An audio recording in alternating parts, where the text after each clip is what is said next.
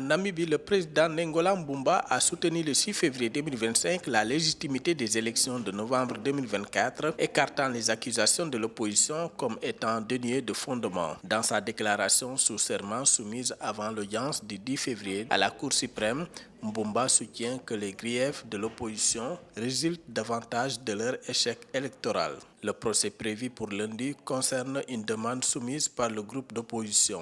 Le comité électoral namibien a annoncé que Netumbo Nandi Ndetuey, représentante du parti SWAPO, a remporté les élections avec un score dépassant les 600 000 voix, largement supérieur à celle de Pendula Utula qui a obtenu 284 106 voix.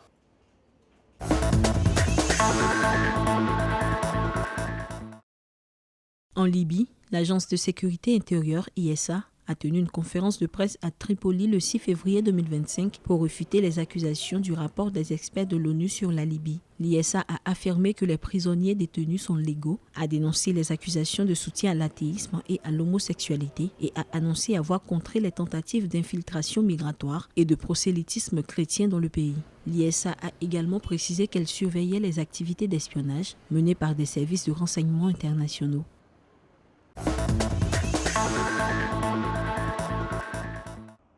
La Banque de réserve du Zimbabwe, RBZ, a ordonné le 7 février 2025 aux exportateurs de restituer 30% des devises étrangères en échange du Zimbabwe Gold au taux de change interbancaire en vigueur. L'institution a déclaré que l'initiative vise à garantir la stabilité continue du marché des changes interbancaires en augmentant l'offre des devises étrangères. Selon RBZ, le taux de rétention des devises étrangères pour les exportateurs a été réduit de 75% à 70% avec effet immédiat. Cela implique que la part de restitution effective des recettes d'exportation a été augmentée de 25% à 30%.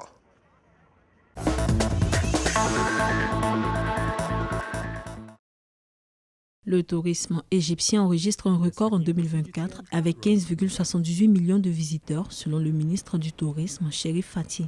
Entre juillet et décembre 2024, 8,7 millions de touristes ont été accueillis, laissant entrevoir un objectif de 17 millions d'ici fin 2024. L'Allemagne, la Russie et l'Arabie saoudite figurent parmi les principaux pays émetteurs. Malgré les tensions régionales, l'Égypte reste une destination stable et sécurisée, avec un taux d'occupation hôtelière atteignant 69% en décembre et plus de 75% au Caire, à Sharm el-Sheikh et à Hurghada.